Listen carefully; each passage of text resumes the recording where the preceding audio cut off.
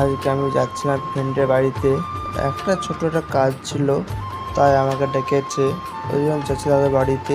দেখো এসে গেছি, আমাদের ঢালদে নামছি বন্ধু বাড়িতে। ঢালদে নেমে এলেই বন্ধু বাড়ি চলে এসে যাবে কাছাকাছি।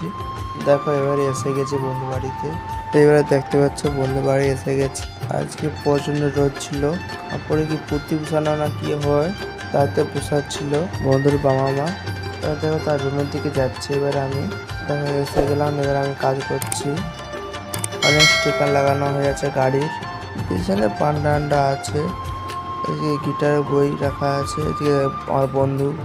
এবার আমি চায়না পেনগুলো বার করছি। এবার শুরু করে দিচ্ছি। পান্ডা পড়ে আছে বিছানার মধ্যে, চার্জারটা সব রাখা আছে বিছানে।